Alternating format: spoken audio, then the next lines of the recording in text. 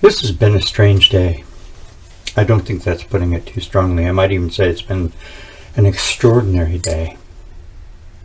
I've been sitting out there thinking about the day and how it has gone, and I think now I need to make some personal statements for a variety of reasons.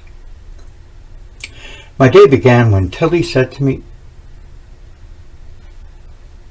excuse me, Tilly! Oh, this will only take a second. Yes, all right, I know. Yes, sit down.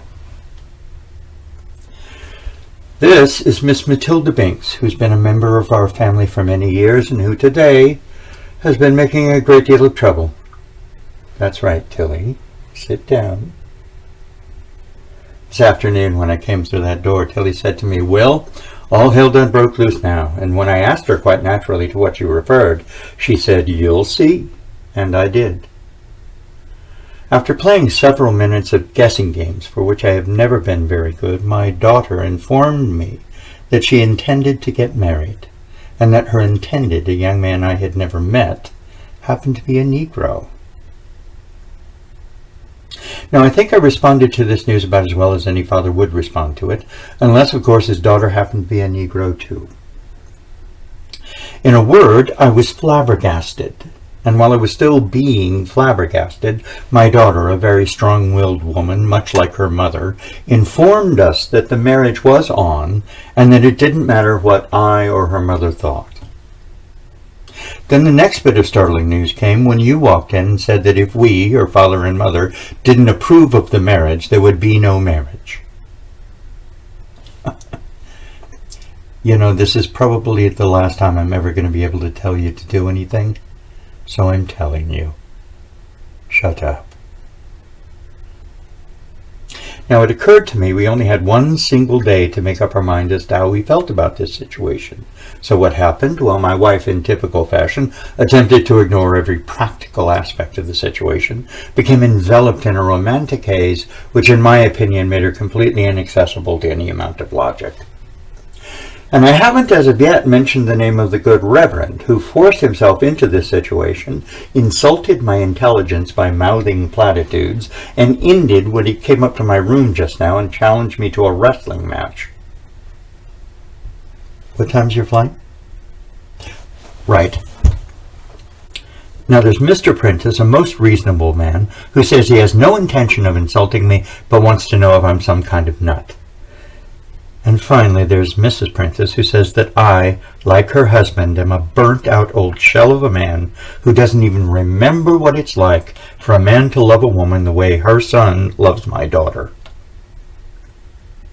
And as strange as it may seem, that's the first statement that's been made to me today with which I am prepared to take issue. Because you're wrong. You're as wrong can be.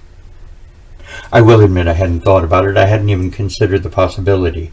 But I know exactly how he feels about her. And I can tell you that there is nothing, absolutely nothing, that your son feels for my daughter that I have not felt for Christina. Old? Yes. Burnt out? Certainly. But I tell you, the memories are still there.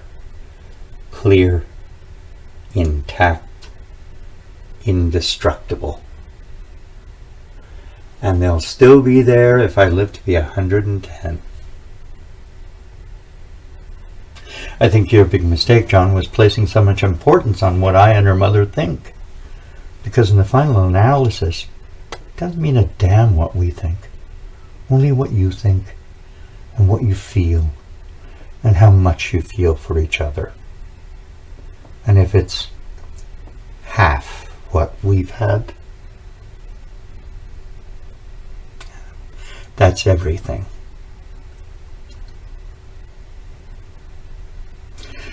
Now the problems you two are going to face seem unimaginable, but you'll have no trouble with me.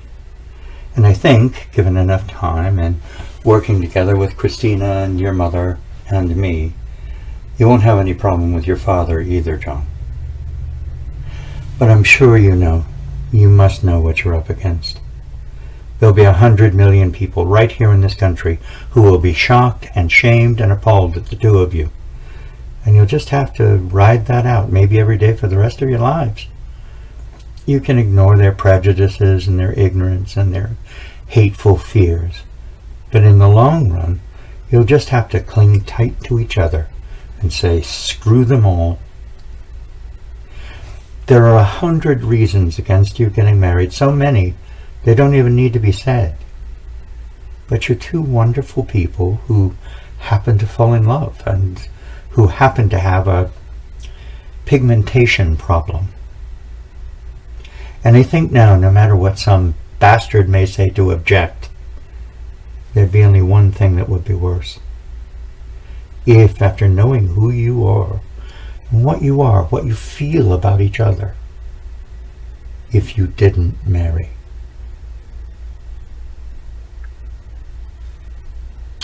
Well, Tilly, when the hell are we going to get some dinner?